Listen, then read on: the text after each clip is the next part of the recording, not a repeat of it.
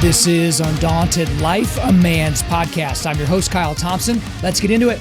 All right, guys, today we've got two special guests on the podcast. That is Brian Andrews and Jeff Wilson. So Andrews and Wilson are the best-selling co-author team of the Tier 1 thriller series, Sons of Valor, and the Shepherd series. And we're going to be talking about the latest book, the second book in the Shepherd series called Dark Angel. We're going to be spending a lot of time on that today. Now, these guys are a man's podcast veterans. They were on episodes 235 and 228. So on one of those episodes, we talked about what had just happened in Afghanistan. And then on the other episode, we talked more about the first book in the Shepherd series, kind of how they write as a co-author team. Both of these guys are United States military veterans. And in this episode, we went into a lot of different areas, but one thing I did that was different about this episode is I separated them. So last time we had them in the same area, and that's how they do a lot of their interviews is they're both in kind of their own area, and then we're talking to them both at the same time.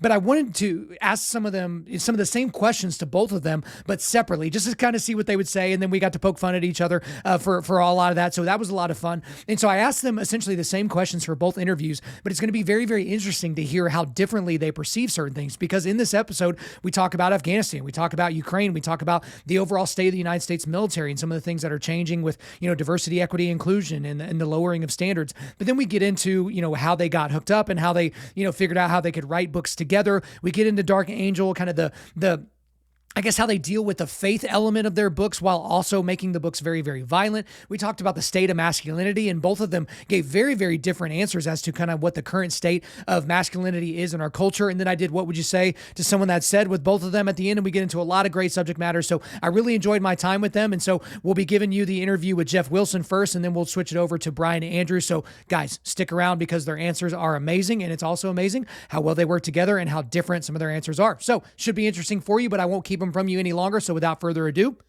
let's get into it. Jeff Wilson, welcome back to Undaunted.Life, a man's podcast. Great to be here, man. I was looking forward to talking to you. Congratulations to you. I know you got a lot going on right now.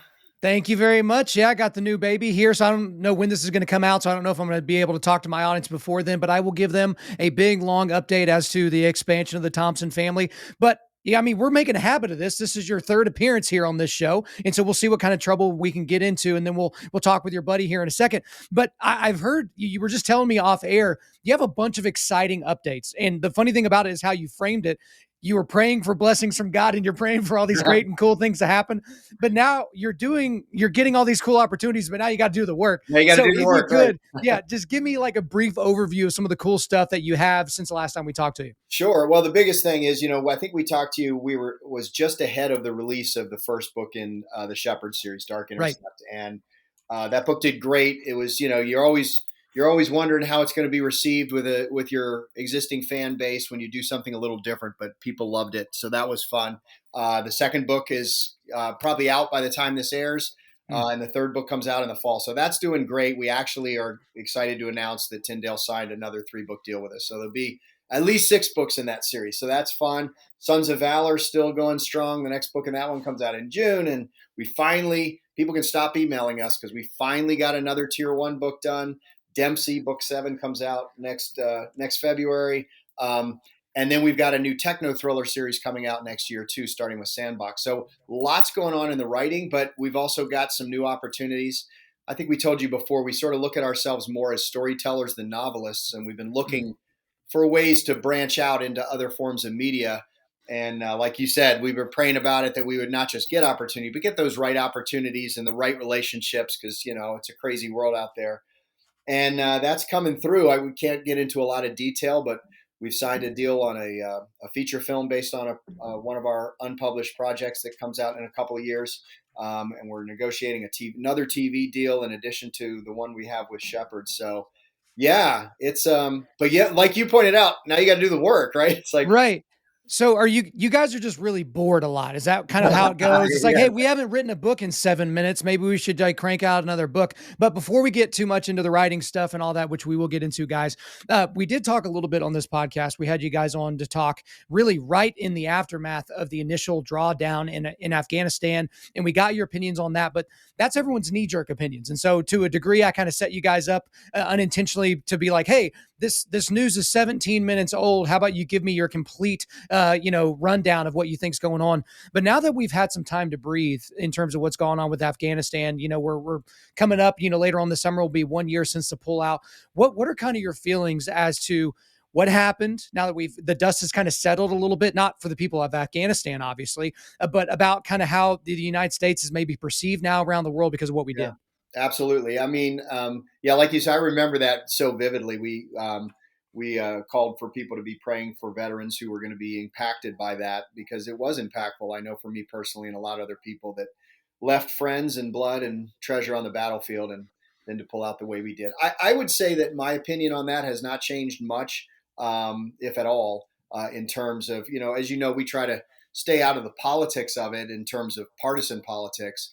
But whatever you're leaning, whatever your party, there's not really a possibility to say, "Wow, that went well," right? I mean, it didn't go well. It was done. It was done poorly. Americans lost their lives. Americans and allies were left behind, and the country that we spent enormous amounts of money, blood, and personal sacrifice in is now descended into chaos. So, like, literally, what else can there be to say? It's just horrible. I have seen the impact that it's had on our fellow veterans, and it's significant. As you and I predicted Mm. on that interview, we knew that the 6 months to a year following that were going to be really difficult for a lot of people. You were sort of nursing yourself along with your issues, saying, "Well, at least we did something important." And when that was pulled out from some of these guys and girls, it was devastating. So we're seeing that. We're seeing that in the ministry, the military ministry that we lead in Tampa, and we're seeing it in the veterans community in general. In terms of how we're perceived in the world, I tend to let the diplomats and the talking heads argue about that. But again, common sense, like, would you partner with me if I right? So Yeah. I just don't think there's anything controversial here. I think no matter what your political leaning, this was a catastrophe. Who's to blame? The timing, information, intel. They can argue about that all they want, but anybody that tries to pretend like this was done well is thinks we're stupid, I guess. Well, I think it's okay to question the decision making of the people that are in power, whether you want to hang this around the neck of Joe Biden or his cabinet, which is actually running the show, or the generals, or whatever that type of thing is. But the thing that's scary about that is the same crew, the same smart crew of people that are our moral betters, right, are also dealing with this current situation that's going on with Ukraine. Right. Now, we're not dealing with it, as we did in Afghanistan because we don't have boots on the ground, at least that we know of, and at least not yet. But and again, it's hard to even comment on the situation in Ukraine because who do you listen to? Right. Which news outlet? Like which thing that turned out to be false do you actually believe now and just haven't gotten the update? But just in general, I know we're being very, very broad brush because we don't have all the time in the world today. But what are your thoughts on the situation currently going Yeah. on in Ukraine and what we could do about it? We actually have a lot of opinions on it for reasons I'll outline in a minute. But I want to latch on to something you said that really resonates with me. We are allowed to question. We are allowed to raise these issues. I would argue that it's bigger than that. It's not just a right that we have; it's a responsibility we have. The entire fabric of America is founded on the idea that we are a country run by you and me. We're a country Mm. run by its people. And so the day you stop asking questions, the day you stop, holding people accountable is the day you've completely obviated your responsibility as an American citizen for the running of the country. We're a employee owned company, right? In America, we all have a share and a stake, and we have a responsibility to make it succeed. So I really like that you said that. That resonated with me a lot. In terms of Ukraine, Brian, I'm going to be interested to hear what Brian says. And if we don't take an opportunity to make fun of him at some point, then that's an opportunity. We have to. It's Because we're incumbent always upon on us. these together, right? But Right, exactly. That's why I separated you because I want y'all to talk trash about each other. I'm trying to create some disputes so that we can break y'all up to see if we can do a reunion tour. there you go. This is a whole big thing I'm trying to think. What's interesting about the way things unfolded in the early stages of the war in Ukraine is we are not the smartest people. We're not prescient people, but we do observe what's going on. And we wrote a book in 2019 called Collateral. And in that book, Russia amassed troops on the eastern border of Ukraine. They had already taken Crimea, of course. They staged, as you remember, they staged an incident that made them the peacekeepers and protecting Russian interests, and it unfolded almost chapter by chapter the way we wrote in Collateral. The difference was in Collateral, we had an organization and a government invested in the security of Ukraine, and so they were beat back and defeated. And so that's the question. What's the right answer? I get the nuclear threat. I get that. But anybody that is observing the leadership in Russia, this isn't us against the Russian people. I want to start by saying that. The Russian people, by and large, as you've seen in the media, they're not for this either, right? This isn't Russia. This is a few crazy people in charge of Russia that are responsible for this. And we have to be aware of that. And so the idea that it's like, well, we don't want to upset the bully because then he'll beat us up. You were a kid. You were in the schoolyard. What inspires a bully to beat more kids up? Letting him beat some kids up, right? And so if we think we're going to be safer by not stopping things, whether it's through a UN force or whether it's through the EU or armed support, direct support, I'm not the expert to decide what it should look like. But if we don't have an active role in stopping this, and we think that by just letting him take what he wants in Ukraine, we'll somehow be safer, that's insane. That's madness. Again, it's the same people that are just trying to tell you, look, we're smarter than you. But there's something virtuous about someone that says, hey, I thought, like, I am a smart person, I'm intelligent, but I thought this thing and did this thing, and it turned out to be really, really stupid. It doesn't seem like anyone in government on either side of the aisle, frankly, has the capability of being like, yeah, I was really, really dumb. If I could go back, I would not make this dumb decision.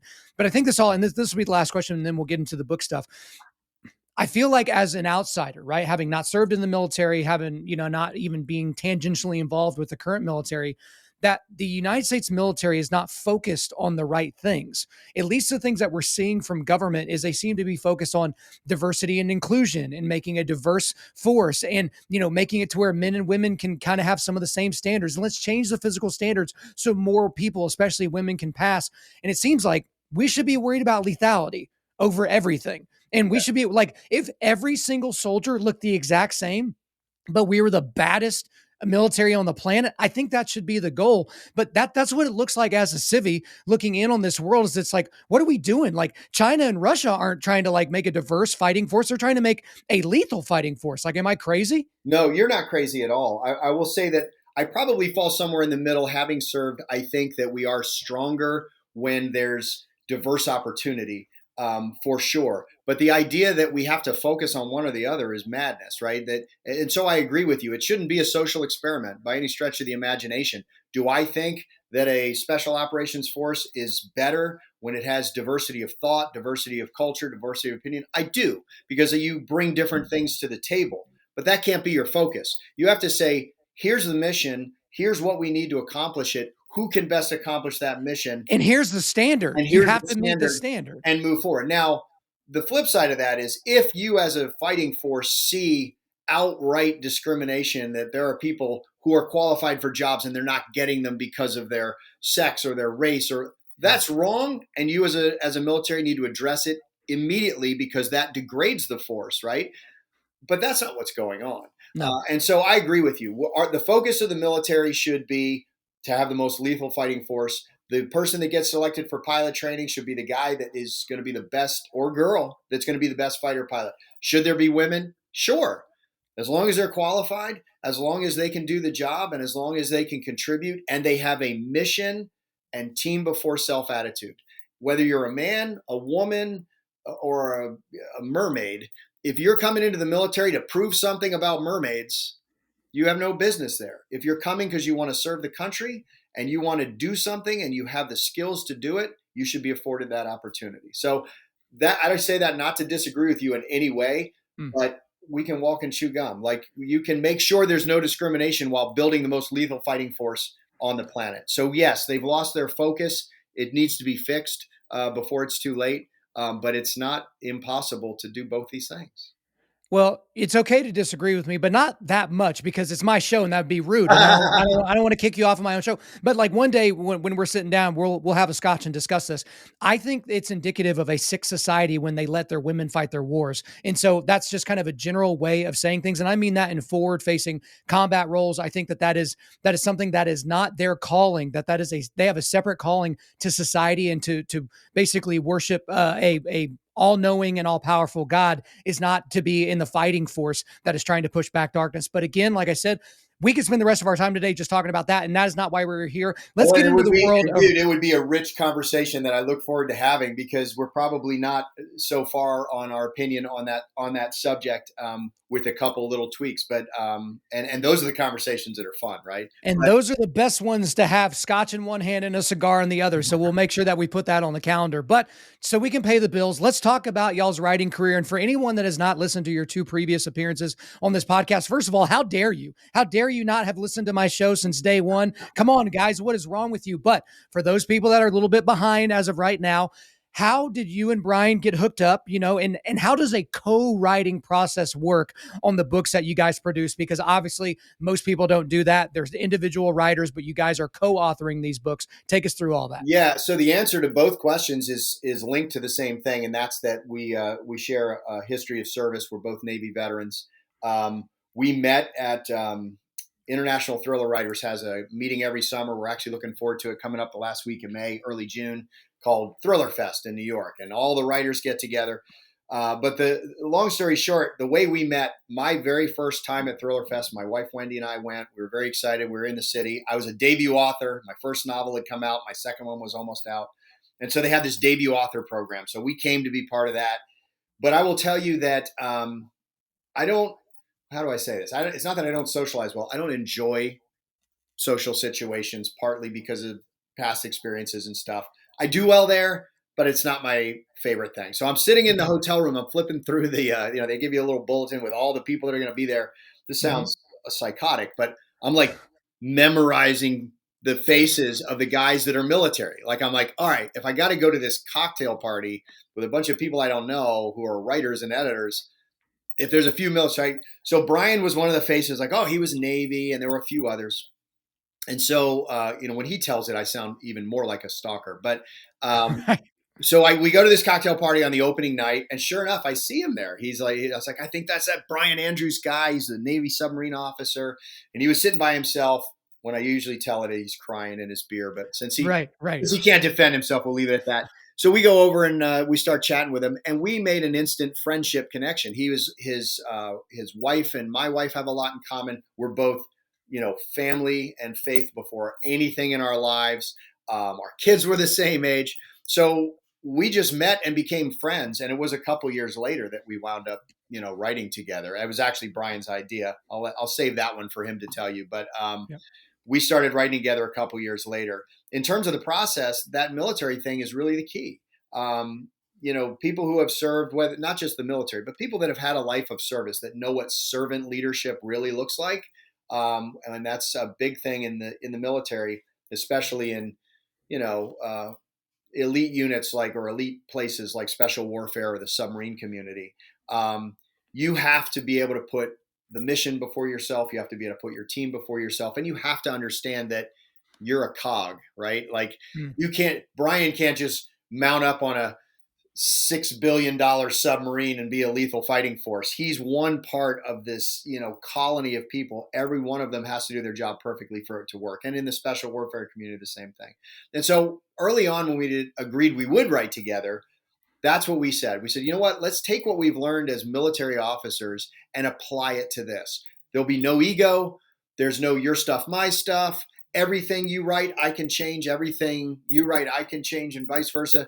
And it's going to be about the product. It's going to be about writing the best book. It's ours. It's not yours or mine.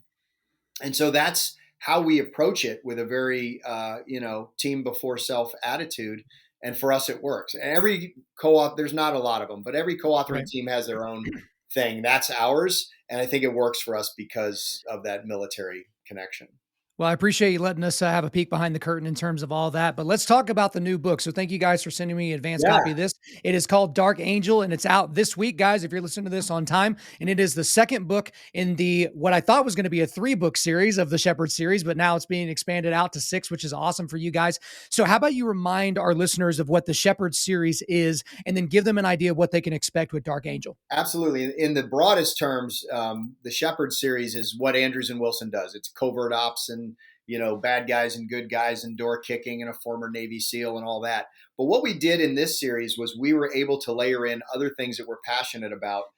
Things like crisis and faith. Our main character, a little different character and hero. For his hero's journey, you usually get guys at the top of their game, right? Like John Dempsey and Chunk in our Sons of Valor series. These guys are badass, doing their thing, top of the game. We meet Jed when he's broken physically, emotionally, spiritually. This is a guy that encountered evil as a young man and ran from it. Like, it's not a classic hero's journey.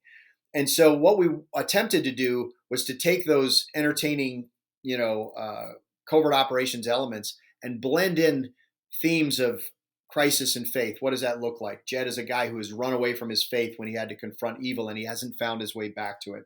And some biblically based supernatural elements of spiritual warfare. We chose that because, those of us that have been places and seen true evil, we want to be able to show that to people in a way that can be entertaining but maybe informative, because I believe those things are real and are out there. And even in church, we don't talk about it much for some reason. I think the church used to, but we don't now. Talk a lot about the good. We don't talk a lot about the evil side, and we don't talk a lot about what that looks like. So we tried to put those elements in, which makes it, well, first of all, as a writer, creatively, like, Right. the sky's the limit, right? But I think also, just as a reader and as someone involved in military ministry, it's an opportunity to share some of these themes, and maybe at the end, someone reads the book and has something they want to think about or talk about.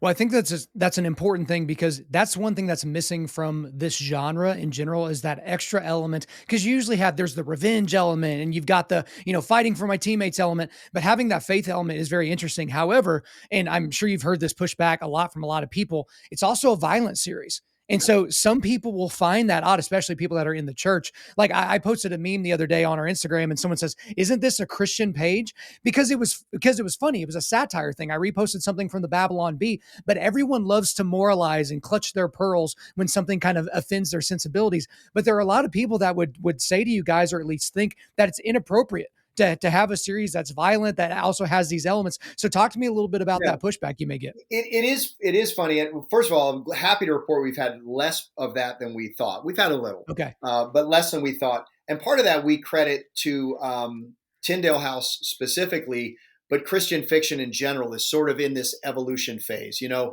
10 years ago, if you said, describe the cover of the newest Christian book, you'd say, okay, it's a girl sitting on the back of a wagon with a bonnet on, and like, that's what it was. Amish romance. That was Christian fiction, and that's what you could get. I think that what the Christian culture, if you will, the church, and I mean that in the Acts 2 way, the broadest sense, the church, the community of believers, is coming to realize is that, yeah, we're not supposed to be of the world, but we are in it. And we can't talk about difficult things if we're not willing to describe the world that we live in. And so even just a few years ago, I wrote an inspirational fiction book about war called War Torn. And I couldn't publish it with a Christian publisher because they said, "Oh, we love the themes and redemption and finding your way back, but there's so much violence. Can you edit some of that out?" I was like, "Well, then what's he struggling with?" Right. And so I think you're exactly right. There's this sense that the church or the publishing industry, they're going to be very maternal, right? They'll let us know what is okay for us to read. The reality is, I'm a Christian. You're a Christian. Did you see the last Bourne movie? Did you watch the last Mission Impossible movie? Of course you did. It's exciting and it's entertaining. So if you're going to be doing that anyway, why not come up with some stuff that's exciting and entertaining and action packed and realistic and gritty that can also expose you to these themes of crisis and faith and who is God? What is good and evil? What's the role in the world? Redemption, these things. So I think that you're seeing an evolution in Christian fiction led by companies like Tyndale House to do stuff that's a little grittier, a little more violent. But I can't show you a story about a guy who recovers from his trauma if I'm not allowed to have you have an emotional response to what his trauma was. Absolutely. And the thing with Undaunted Life, our mission is equipping men to push back darkness. And you can't push back darkness if you don't look at it, if you don't recognize it, if you don't see it. And there's a lot of men around the globe that are doing things in areas that we don't even know about, but, pushing back against, human trafficking or pushing back against darkness in other ways around the world. You can't do that by just covering your eyes and pretending like it doesn't exist, which I guess gets me into the next topic I wanted to talk about because we didn't get to talk about this very Well, much before you in your do, I other. just want to say one Yeah, other thing on this, if you don't mind. I know go you for it. got a time thing, but these people that say, I'm not going to read Dark Intercept because of the violence, they must not read the Bible because there Yeah. is violence. And I'm not just talking about the Old Testament violence and the wars and this tribe and that tribe. Throughout the New Testament, I mean, did you have an emotional, visceral response when you read about the stoning of Stephen?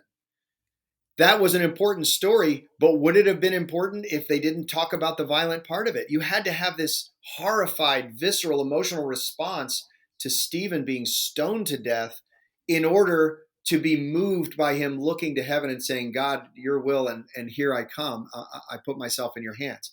You can't have one without the other. So these people that are uncomfortable reading about violent themes in a Christian book, I don't know how they get through the Bible. They must really sterilize the Bible in order to get through it.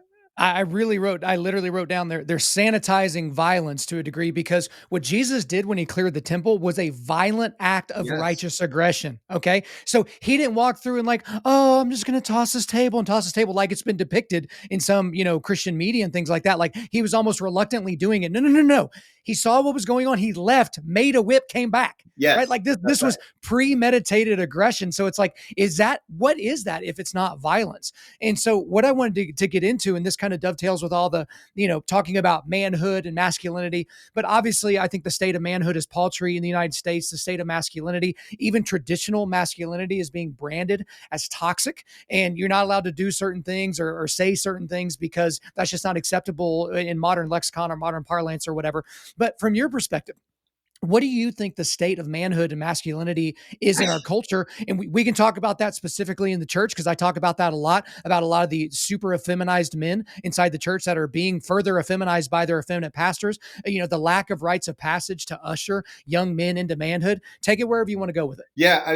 So, first of all, let me start by saying another area where we're in 100% agreement. Okay. I think Yep. that um, stealing from our sons, like you and I are where we are, and we're probably not going to be swayed or moved. We're not going to suddenly become feminized because of the cultural change. I worry more about the next generation.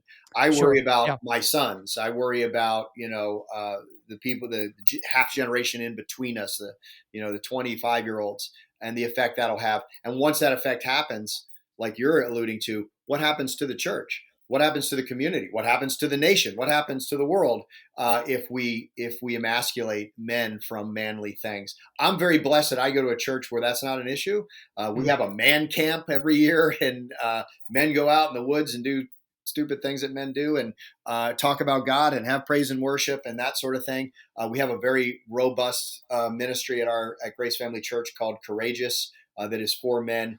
And the bottom line is, it's not a rights issue. Men and women are different. You can talk until you're blue in the face about equality, but equality has to begin with understanding who you are.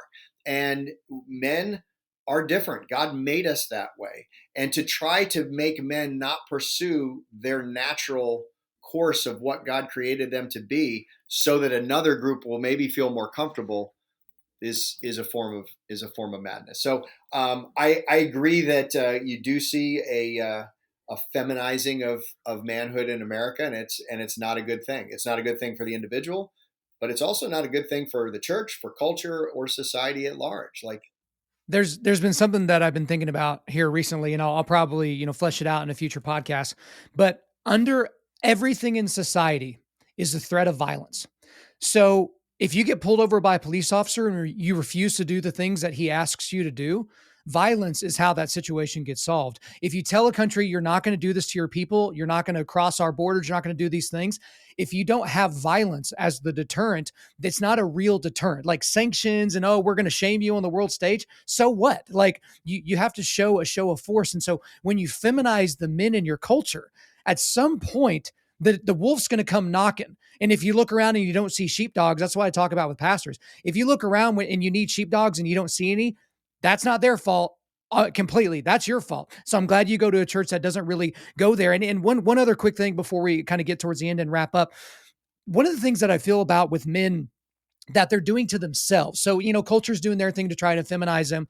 Men are not exercising their minds very much. They're not reading. Obviously, Tyndale House can tell you that. They know the numbers about men, especially Christian men, and how they don't read. Talk to me a little bit about that, because last year I read, 40 something books, which was an extremely, prolific year for me personally doing reading. But I talked to so many guys that read somewhere between 0 and 1 books a year every single year. What is it with men? Why do they see reading as this chore that you stop doing when you graduate high school? Yeah, I don't know the answer to the why, but you're absolutely right, that it's a real thing.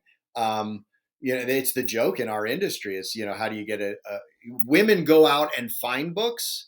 Right. Men will maybe read the book if you hold it in their face and say, I want you to read this book. Do it now. Exactly. And so there's even a marketing strategy for, male oriented books in the Christian market that's like, we need to market, the Shepherd series to women so that they'll get their husbands to read it, because they're not going to go and discover it. I don't know why that is, but it's for sure a real thing. I will say that there's maybe a little culpability in society, especially in Christian fiction, for the reasons that we just talked about. Look, if you're going to tell a guy, look, you should read more, and he says, well, I want to do something that's comfortable for my faith, and he goes to a Christian bookstore and all he sees is Amish romance, he's probably not going to become a big reader. Like, that's the bottom line. And so, one of the whole purposes that Tyndale House had in bringing us in to write this series is to address the need for books that will entertain in that market of male readers. So I'm not saying that's the reason. We can't blame it on publishing and say, oh yeah, if only there were better books, because there's certainly plenty out there. But that's a real thing, at least in the Christian market, that is being addressed. So.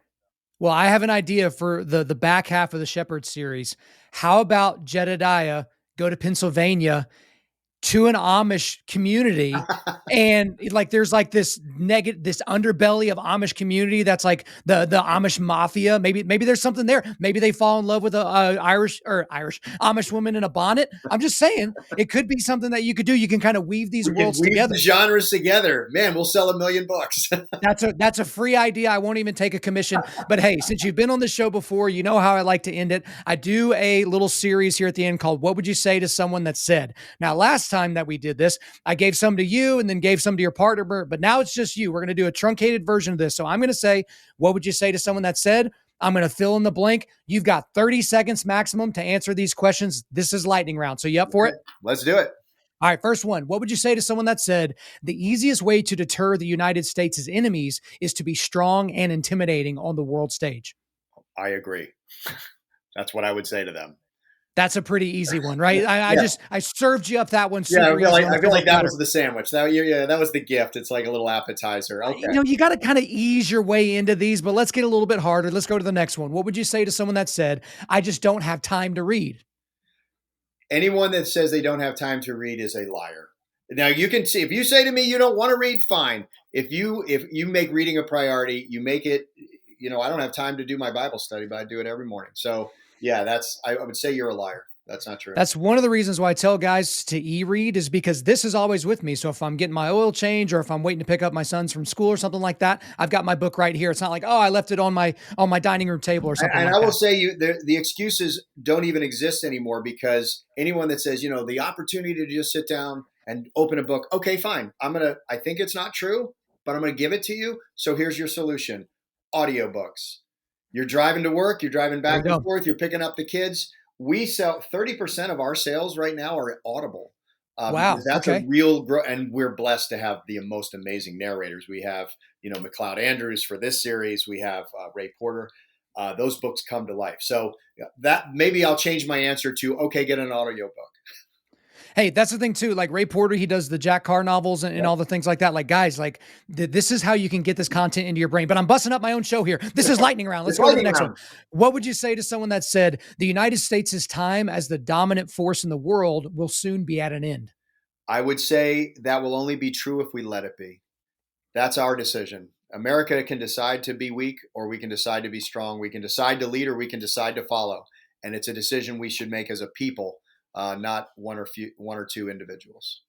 Absolutely. Next one here. What would you say to someone that said, why would I read when I can just watch television? Well, see, now you put me in an awkward situation because we've got like a half a dozen TV and movie projects in development. What do I want them to do? I want them to read the book first. There you go. I think that goes back to the first answer. That's lame. You can not tell a story in 2 hours like you can tell in a 100,000 word book. You've got to be able to get in the minds of people. It'll bring a layer that you don't appreciate if you'll do it. All right, just a couple more left here. What would you say to someone that said the United States military should be more concerned with diversity and inclusion than lethality? You're wrong. We'll leave that one there because I agree. Last question of the day. We've made it. What would you say to someone that said, it's hard for me to wrap my head around Christians writing such dark and violent books? We are Christian men who write about the world we live in the hope to inspire others to deal with those difficult, dark things. Guys, again, you can't push back against darkness if you don't recognize its existence, but that is all for me. Is there anything else you want to get off your chest? Nothing other than, man, thank you so much for having me. I always feel lifted up when I talk to you, man. It's awesome. It's awesome. That's a great compliment. I will say this though. Could y'all slow down on releasing the books? I've got a busy schedule, and y'all keep, every time y'all write a book, I want to have you on. Can you just slow down just a little bit? Well, maybe every other, we're doing 4 books a year. Maybe you just have us on every other. Okay, I'll have you on every other book. We can make this a regular thing. But Jeff Wilson, thank you for coming back on Undaunted.Life, a Man's podcast. Thanks for having me, brother. And I hope we can get you to Tampa to speak to the men here. Let's get it. All right. Brian Andrews, welcome back to Undaunted.Life, a Man's podcast. I am so happy to be here. And I'm happy that we're doing it on a Friday, right? So it's got TGIF vibe going, and heading into the weekend. It's sunny outside. I got great weather in Kansas City today. So yeah. Perfect day. Well, there's always great weather in Kansas City, and if it's windy, you can smell barbecue just kind of misting through the air right into your nostrils, so that's a good thing. Just got done talking to Jeff. Terrible interview, like I told you off air. I don't know what it is with that guy. I asked him these straight questions, and he just can't give me a good answer. But, obviously I'm kidding. We love Jeff around here. At least he's consistently bad, though, right? He's got that going for him. Right. I mean, that's the thing is the worst thing you could possibly be is good sometimes and terrible other times. If you're going to be something, just be that thing no matter what. And the only reason we're saying that is because Jeff isn't here. He's not in the same room, so he can't punch us in the nose. But we're going to get into a lot of subject matters. He gave us some great updates on, the expansion of y'all's materials. Y'all are getting into other forms of media. So maybe that'll come out throughout this interview. But like I told you off air, I'm going to be asking you a lot of the same questions. So my audience will be able to compare which one of you is smarter, more handsome, more articulate, all the things. So no pressure. But, Jeff did actually set a pretty good standard with the last interview. So I hope you're up for it.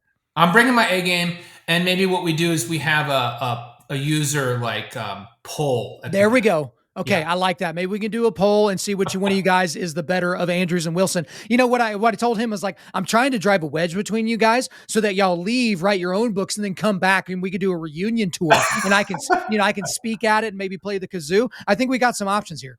Look, I think the kazoo, you had me at kazoo. Let's just say that. Perfect. So let's come out of the world of ridiculous for a second, because the last time we had you guys on the show, or actually it was the first time we had you on your show, this is your third appearance. I kind of got y'all's immediate reactions to what was happening in Afghanistan, because the week that I talked to you guys was the week that the United States pulled out of Afghanistan, created that power vacuum. We lost, over a dozen service members in that bombing, just an absolute, what show. But here we are, 9 months removed or whatever, later on this summer will be 1 year since we've left. I'm just curious what your opinions are now, and if they've shifted at all in terms of what did we do? What did we cause? What type of pain did we cause? How our veterans are feeling about the situation, how the world feels about our status in the world. So give me some more thoughts on what went on in Afghanistan and how you feel about it now. Well, I mean, what a kinetic world we live in, right? I mean, that during that last interview, that was the big news, and look what's happening right now with Ukraine, right? So, I mean, I think we have a pretty good.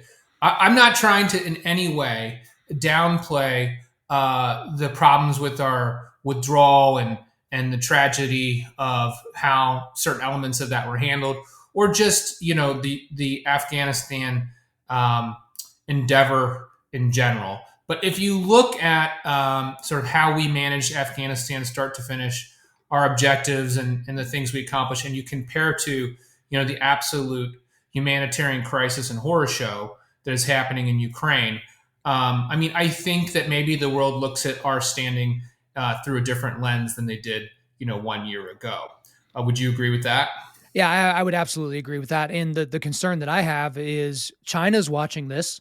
Yeah. Russia is obviously watching this. So if you're China, why wouldn't you go for Taiwan? Why wouldn't you push into other areas? I know India's watching this, Pakistan's watching this, there, Iran.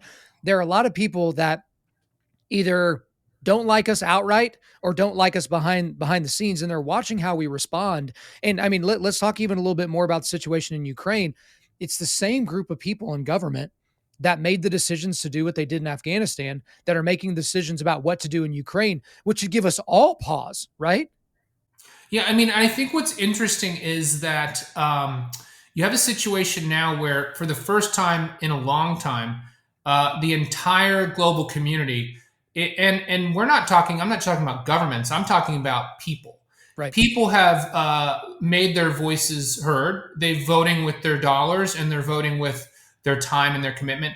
We have people going over there helping out in this effort. Now, you've got a cyber army that Ukraine has put together through social media, recruiting people from all over the world to help with that. You have donations flooding in through nonprofits, but also people using instruments like Airbnb to rent properties that have been bombed and destroyed, simply as ways to donate money to families that are in crisis over there.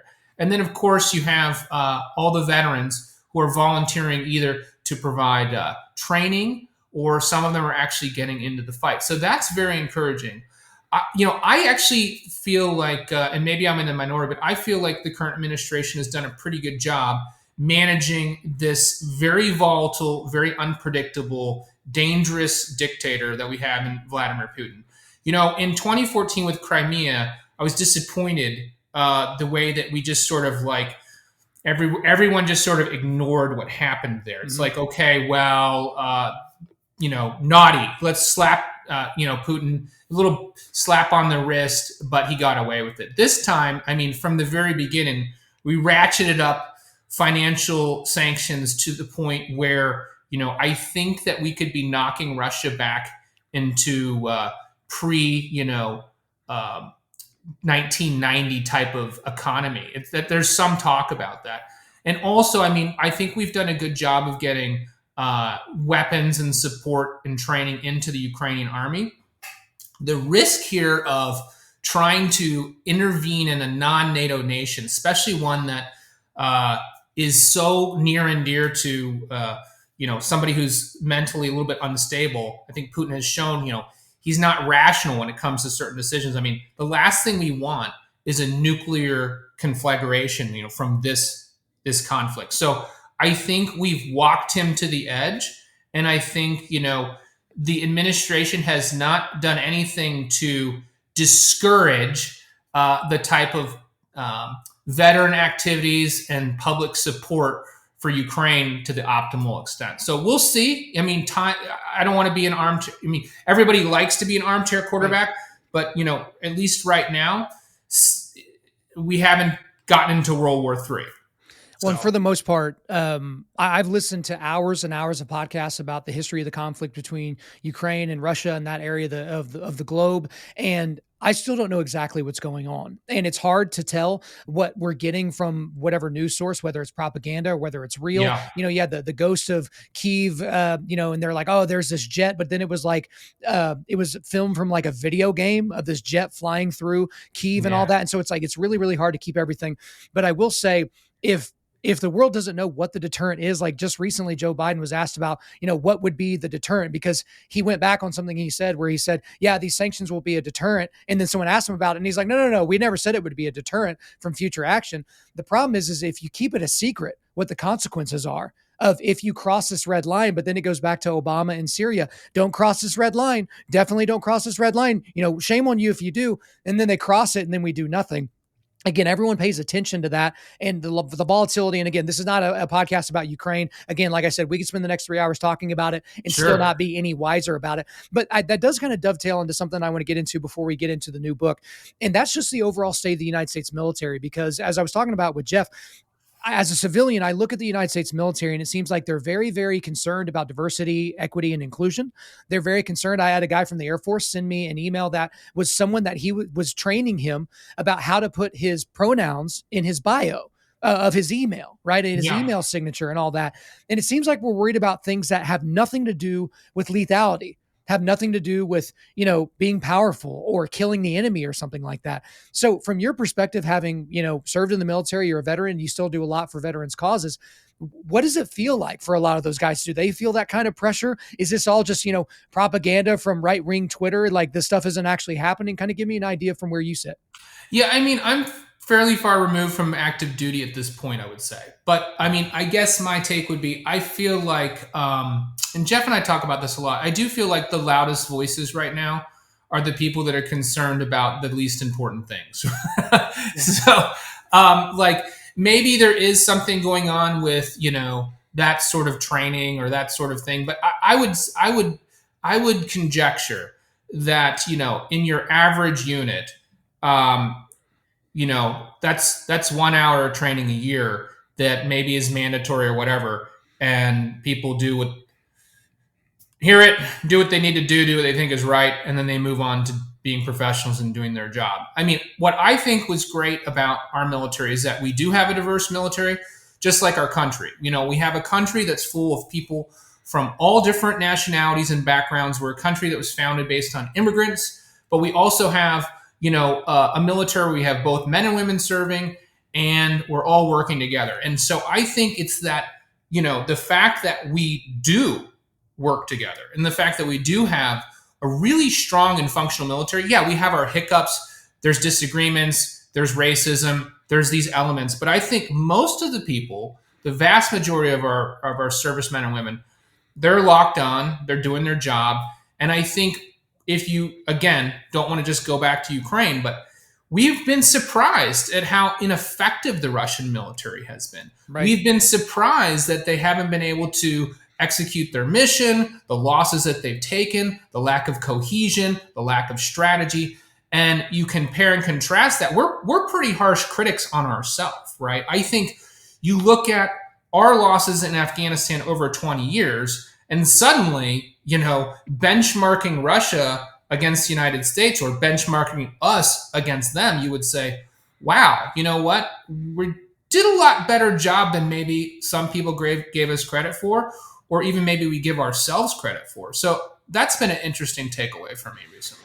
Yeah, all the diversity, equity, and inclusion stuff. I always thought that, none of that woke stuff would enter, corporate America or enter the military. And here we are in the last few years, and that's exactly what it's done. Because I don't care if we found out that 5'7" men of Latino descent that are 165 pounds, that's the perfect soldier. And if the entire military looked like that, I don't care as long as we're lethal. Because again, I didn't sign up to defend this country and to put my life on the line to defend people that say these crazy things. And so again, for us, I think we're focusing on some of the wrong things, which maybe people would say that about the beginning of this interview, because we're supposed to be talking about the new book. So let's talk about the new book. And so we'll get into Dark Angel here in just a second. But, Jeff kind of gave everybody a little bit of an idea, but I would love to hear from your perspective as well, because if you didn't listen to your first interviews, you kind of went into this. But for those in the audience that have not listened to your previous appearances on this show, how did you get hooked up with Jeff, and how did that co-writing process begin, and then how does it continue? Because that is not a very common thing to see two last names on a book of people that work together. So tell me about that whole thing about how you guys got together. Yeah, and I think the other cool thing too is our longevity, right? So we ended up meeting, I think, 2013. So it's been almost a decade since we met. We met at a writers conference in New York called the International Thriller Writers. And this is a really fantastic organization, very collegial, very fraternal in the sense of, hey, you know what? We're all thriller writers. We're all different stages of our careers. But you know what? We all could use some help. whether it's networking, whether it's understanding how marketing and promotion, whether it's understanding certain elements of the craft of writing, getting an agent, finding an editor. What is it like to work for this publisher? What is it like to work for that publisher? These are questions that you can't really go online and research, right? These are the types of things that you really need to be around people who've been there, done that, and are willing to share their experience. And, when I started my writing career, I realized very quickly, hey, I can't just buy the how to get your book published book off of Amazon, read this thing and think that it's going to happen. I tried that and I realized it's, the strategy is lacking. I need to get into the thick of things, ask people who've been there, who've been successful for help. And that's what I did. And I joined the debut authors program at ITW. Jeff happened, coincidentally, to sort of reach the same conclusion. He joined the same program. So the same year, we're debut authors. And we met in that debut author class. And being two military guys, with families and same life sort of goals and experiences, we became fast friends. And it wasn't until a couple years later, we kept attending that conference. But a couple years later, I think he had published his third book and I had published my second individually. And I hadn't started anything else. I wasn't sure what I wanted to do. And just sort of almost just as a brainstorm, I was like, dude, it would be kind of fun you did special warfare, I did submarines. What if we did like a SEALs and subs type of book and we worked on it together? He's like, you talking about like co-authoring something? I said, yeah. He's like, I don't know how that would work. He's like, how would that even work? He's like, cause I write by myself, it's like a very solitary endeavor. So how do you do that with somebody else? I was like, well, I don't know. Let's play around with it. Maybe we could divide it up by chapter. Maybe we divide it up by point of view or something like that. And so we just said, well, let's brainstorm something out. We'll write 5 chapters, see if it's working. If it's not working, I said, take it. You can take the book and run. If it is, let's try to finish it. Turns out, that sort of military approach of, hey, you know what? It's easier to lift this 800-pound log over your head when you've got a bunch of other people helping you than trying to do it by yourself.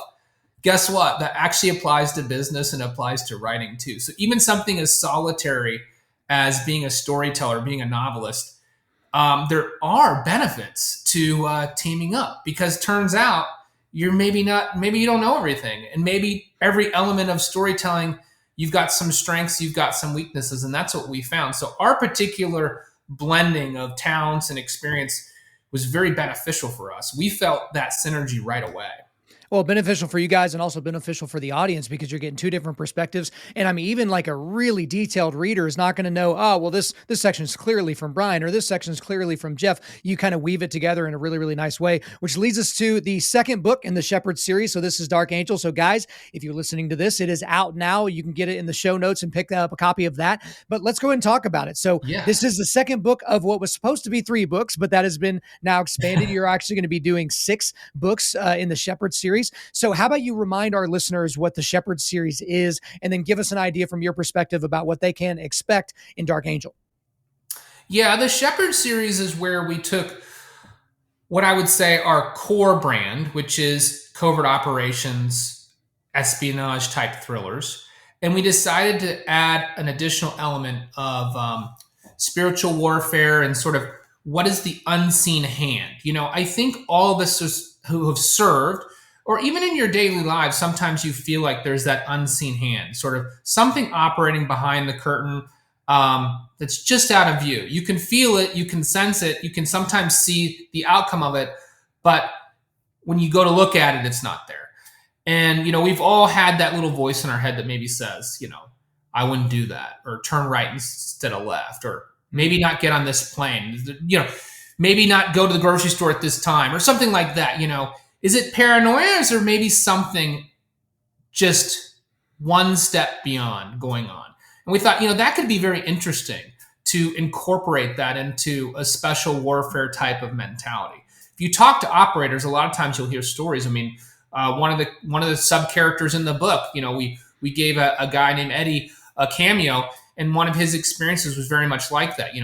he heard and saw signs that, you know what, my team is in the wrong position. I need to relocate. He didn't have any intelligence coming in his ear telling him he needed to do that. It was just his perception of the situation. He relocated his team, and then that building blew up 30 seconds later.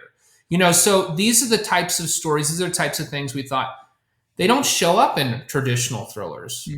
Let's put them in there. Let's see if we can incorporate spirituality and ask questions about God and good and evil and crisis and faith. And these are the types of questions that people ask themselves in real life, but they don't show up when Mitch Rapp is, going in for the kill, right? But they do show up, later when you're back after you're home from the mission, you're sitting around with the guys and you're trying to deal with the loss and the killing and the stress and the anxiety of the choices that you've made. You ask yourself those hard questions. So we put them in the book. Yeah, it's certainly a unique element for this genre. So that faith element in the series is a really cool thing, especially for guys that don't really like to read. Christian guys that don't like to read, they go to a Christian bookstore and they don't see anything that really fits who they are. They're maybe rough around the edges, or maybe they're retired military, they're veterans, and they don't really see something that really speaks to them. But that's the thing about this series is there's the faith element, but it's also a violent series. And so some people, especially, maybe church folk, would find that to be odd, at the least, and maybe even inappropriate. And so I know y'all have gotten some pushback to the violence in the series and kind of the darkness of the series. So how do you guys deal with that? Or what are your overall thoughts on that pushback? I think that's a great question. And I think it's maybe a starting point for a dialogue too. And I'd be curious to hear your thoughts on it after I give my answer too, which is that, I think if we could solve every problem with just understanding, compassion, and love, we would. We would. And I wish that we could, but we can't, right? Because there's certain, situations, when you have a terrorist staring down at you with a machine gun, you're not going to be able to give them a hug and talk them out of it, right? So sometimes we have to stand hard against evil. And I think that's sort of the point that we're making here, right?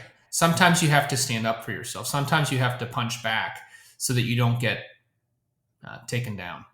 Well, I think to that, as you know, our mission here at Undaunted.Life is equipping men to push back darkness. And I said this to Jeff, you can't push back darkness if you don't recognize it, if you don't see it, but also there's always this underlying threat of violence. Okay. So whether, you're either farming out violence to someone else like police or the military, or you're performing it yourself. But when you tell someone to do something and they don't do it, there's always this underlying threat of violence that really comes from the man. And the thing about it is it would be nice and it would be awesome if we could solve all these issues without violence. And, you look at, stories from the Bible, you look at Jesus doing the violent act of clearing out the temple, right? Like putting his hands on people and animals and clearing them out. That was premeditated righteous aggression. We have so much unrighteous aggression in the world today that we just lump all aggression into the same category. But again, if you're going to deal with real darkness and real issues, you don't deal with it by throwing doilies at it, sprinkling, potpourri all over it. Sometimes you have to push back in a very violent way. And a lot of our guys that have been downrange, they've seen that. They've seen evil that we can't even fathom, even in great novels, right? And so that's kind of where I would come from. It does any of that strike you as odd or really, off my rocker? No. So I think that you've hit the key issue. So here's what we need to always keep in mind. We cannot turn to evil to save us from evil. Right? You see a lot of that happening, right? Right. Mm-hmm. Okay. We're scared. So we're going to preemptively do something bad so that something bad might not happen to us. Sure. That's wrong. It's also wrong, I think, to be cowardly and let, someone who is immoral, hurt your family or hurt your country and sit back and hope that doesn't happen, right? So this is a gray area, and there is no right answer. There are people out there who will take premeditated action that is unjust, And there are people who will not take premeditated action that is unjust, right? So it's just, I think this is the trickiest thing. And I think maybe this is an area where the U.S. Military has actually done a pretty good job over the decades, which is, and why we're called the world's policemen, because we think about this question. We think about it a lot. And it's up and down throughout the chain of command as well, which is, when do we intervene and how do we intervene? And how do we keep, our troops safe? And how do we minimize collateral damage so that we're not going in and bombing baby hospitals like the Russians are in Mariupol, right? Have we made mistakes? Have we had collateral damage? Yes. But it's always top of mind, right? It's always top of mind. So as long as you're aware of, hey, I'm not going to be a perpetuator of evil when I'm trying to stop evil. What I'm trying to do is stop evil and do it in the most just and righteous way possible. And that's sort of where the Shepherds organization comes from. They're not pushovers, but they're not out there just killing wantedly either, right? And so that's what's kind of cool about this series is that they're a faith-based organization. They believe in goodness. They believe in justice. And they also believe that, we can't just ignore evil and let it run rampant. Yeah, I think you're making a really great point. I forget who brought it up first, but how the Russians are just basically trying to carpet bomb areas. In America, we're trying to put a missile through a window. Like that's the difference. And you talk about Israel. They will warn people in buildings that they're about to bomb it. They will send messages to these people. They will send soldiers into that building to make sure the certain people are cleared out before they bomb this particular area, essentially giving away their operations plans to the enemy. So the enemies are taking their contraband or taking their weapons out of there and moving along. But they would rather do that than to blow up a building, kill 3 enemies, but then kill 3 dozen families, right? Like that's kind of the difference. So when we look out, that's one thing now is we can't moralize. We can't say your truth is right and your truth is wrong. Like there's no standard of absolute truth and there's no standard of absolute morality, supposedly. But you can't look at these situations and how we handle ourselves and say that we're all the same. To say that we're just like Russia, or just like Iran, or we're just like whoever any of one of our enemies would be. But I do want to transition a little bit out of kind of the world of writing and into the world of manhood and masculinity, because one kind of through point to all this, Brian, is that there's an attack on masculinity, and there's obviously a lot of things that are traditional masculine things or just traditional masculinity are being called toxic outright. They're just being saying that this is a toxic thing that is happening. So from your perspective, obviously being a veteran, being a writer, hanging around with guys, guys are subject matters of your books and things like that. What would you say the state of manhood and masculinity is in our culture right now? And you could take that to manhood in the church. You could take that into our lack of rites of passages that kind of welcome young men into manhood. Just take it wherever you want to go. Yeah. I mean, I think this is a hard question to answer. Just, I can't just answer the question, but we can certainly dialogue about it. Right. And I think as a father, I have 3 daughters. So as a father of 3 daughters, I feel like my job is to prepare my daughters for what it's going to be like out there in the real world. And I want to be that representation of masculinity that's, as close as I can, what my opinion of being a good dad and a strong father is, I try to embody those elements, which is, teach my daughters that, you need to be smart. You need to use your head, right?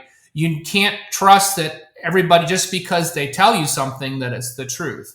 Recognize situations that might be dangerous and how to take care of themselves and stuff. Because I want to be that protector. I want to be there, to save the day and shield them and take the punch or, exfil them out of a dangerous situation. But I'm not going to be there for that all the time. So I think, part of this idea, I think, of manhood is finding the courage and the strength to be the example that you need to be to both your sons and your daughters, but also, prepare our young people for the challenges that are in the world. I think a lot of us have become maybe too emotionally fragile. And did I tell you the story of the new recruit with the poke story? Did I tell you that I don't story? believe so. Go for it. Do you mind if I share that story now? Yeah, let's get it. Okay. So when I was on my first submarine, it was sort of near the end of my tour there. So I was fairly senior, and I was doing a tour. The ship was in port. I was doing a tour of the ship, and one of the engineering duty petty officer that day, he brought a new guy. He was taking a new guy around, and he was showing him everything. And he said, "Hey, Lieutenant, I'd like to introduce you to Petty Officer so-and-so. He's a new M Division guy." And I said, "Oh, this is great." So I met him, and he's talking to, we're having this conversation, but this senior enlisted guy, while he's talking, he's poking this new guy in the shoulder, with his finger pretty hard, poke. And he'd say that, he'd say, poke, while we were talking. And it was very uncomfortable for the new guy, right? He's like looking at it. First, he kind of laughs, like, ha, ha. Yeah. And, and then he's like, and then I see the look on his face, like, what's going on here? And then the senior guy says to him, he's like, do you like this? Poke. And the guy's like, no. He's like, what are you going to do about it? Poke. And he's like, I don't know. He's like, you going to cry? Poke. You going to quit? Poke. Poke. What are you going to do about it? He's like, ask you to stop? He's like, poke. Well, here's the deal. This is what it's like here every day. Poke. So you better get used to it, because this is life. And for me, that was like a real paradigm type moment, because that is what life is. Every day there's something poking you, right? It could be professionally, it could be in your family, it could be that your car had a flat tire on the way to work. Life is a series of pokes, and you have a choice. You can either cry about them and complain, or you can quit and you can give up, or you can man up and you can take them and you can figure out how to deal with them. And that was the lesson that the senior guy was trying to teach him, is that life on a submarine is really hard.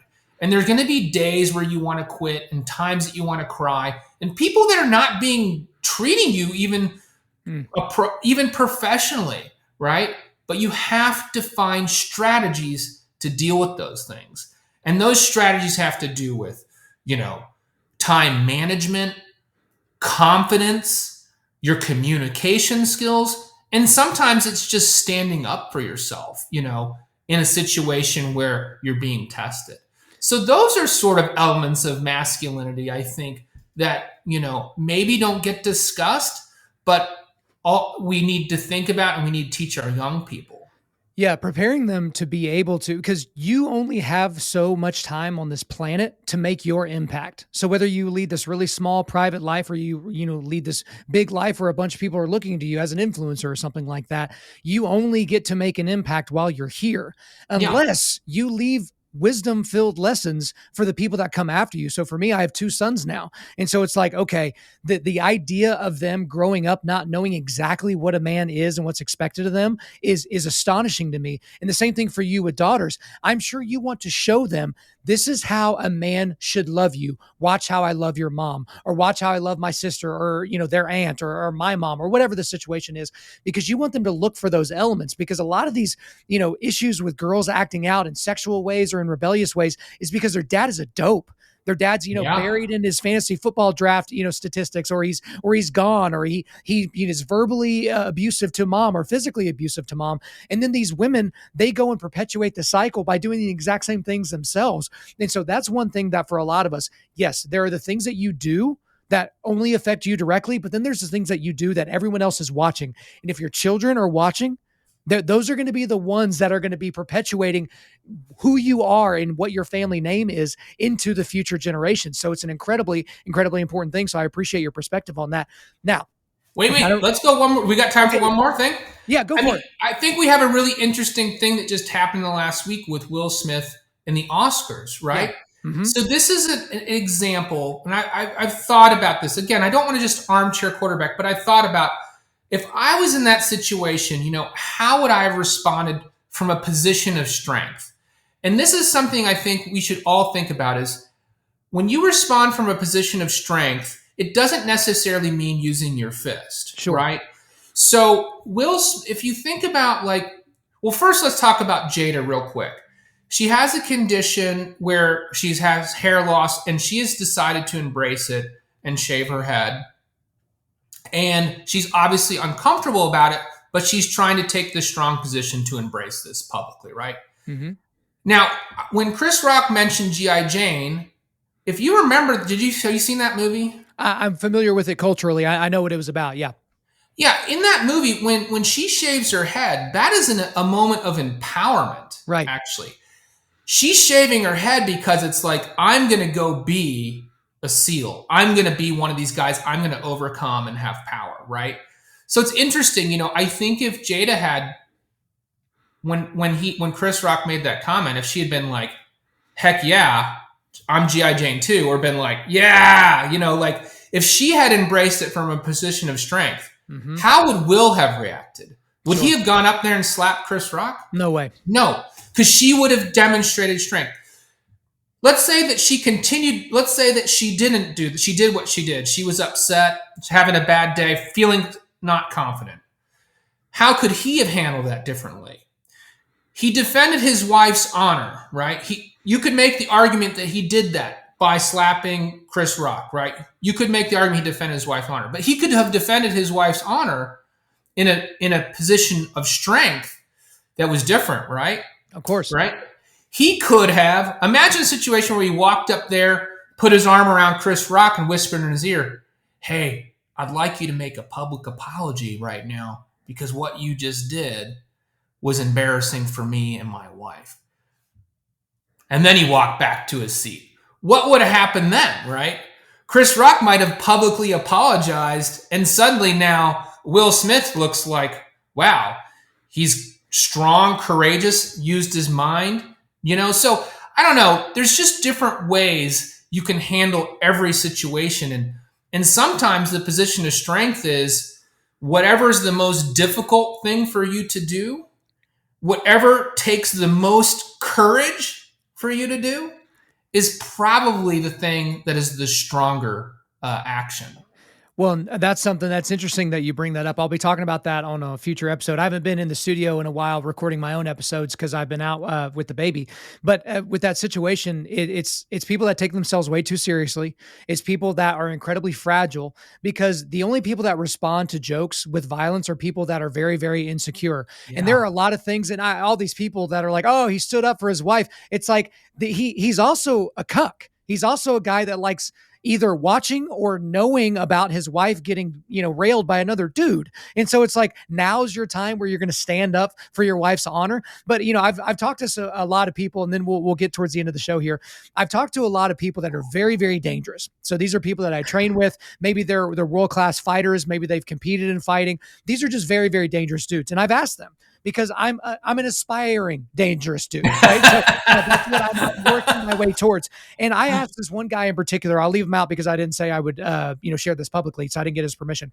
So he's more of a reserved guy, very, very chill guy. He's not the type of guy that you would be intimidated by because he's just a regular looking dude. Now his wife can be a little bit of a loudmouth. Like she can get offended. She's got kind of this big personality or whatever. And I asked him, I said, hey man, what if some guy at a bar was like making comments towards your wife, maybe trying to pick her up or maybe making fun of her, making fun of you? Like, what would you do? He's like, leave, get our stuff and leave. And then I was like, okay, so let's say she started like mouthing, right? On y'all's way out the door, she starts mouthing. What would you do? And he's like, I would usher her out more quickly. And I'm like, okay. Let's say a guy put his hand on her, like, touched her, poked her in the shoulder, or like smacked her butt as she was walking by or something like that. And then he goes, well, then it's on. And so the thing for this is a very comfortable guy, a very dangerous guy. He will freaking kill you if he has to, and he has the capabilities of it. But he's like, you can't say anything to me. There's no magic word or magic phrase that you can use towards me or the people around me to make me put hands on you.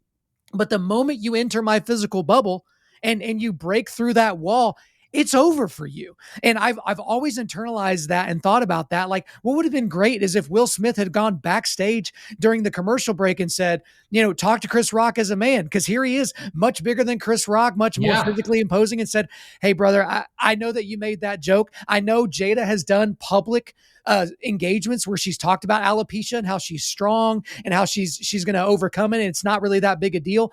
But you know what? She actually is pretty sensitive about that. And I know you've probably heard some stuff about her and I's relationship. But if you wouldn't mind, maybe you don't have to do this publicly, but if you could just go up and maybe smooth things over with her. Like, I told her I was going to come talk to you. If you wouldn't mind, I think that would mean a lot to her. Yeah. That's even stronger, because you're not putting your personal issues into the public sphere and all that. But again, I promise I'm going to talk about this on a later episode, guys. Don't you worry. But I was really interested that you brought that up. But we do kind of need to bring this to a close, because you've already gotten more time than Jeff, so he's going to think I like you more. So we got to keep you guys even, right? Yeah. You may not remember this. You probably will. I do a lightning round towards the end of most of my interviews. It's called, what would you say to someone that said? And I'm going to fill in the blank. Now, last time we did this, I asked one to you, and then I would ask the next one to Jeff. We're going to do a truncated version, and you're getting all of these. But these are lightning round questions. You have 30 seconds maximum to give us your thoughts on this question. So you up for it? Sure. All right, let's get to the first one. What would you say to someone that said the easiest way to deter the United States' enemies is to be strong and intimidating on the world stage? The easiest way for the United States to deter our enemies? Yes.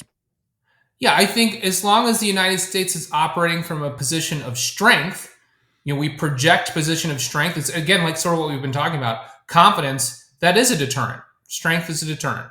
Absolutely. What would you say to someone that said, I just don't have time to read? I would say then you're missing out on an opportunity to grow your imagination, but also to learn. Absolutely. Next one here. What would you say to someone that said the United States' time as the dominant force in the world will soon be at an end? I would say, 30 seconds, clock's ticking. Yeah. I would say, that's yet to be determined. Yeah, we will see. I don't want to hold my breath, but we'll see where it goes from here. What would you say to someone that said, why would I read when I can just watch television? Well, when you watch television, you're being spoon-fed the information. I think when you're a reader, you're actually an active participant in the story. You get to make decisions as you're reading about, what do the characters look like? What do they mean? You get to imagine the TV show or the movie in your head.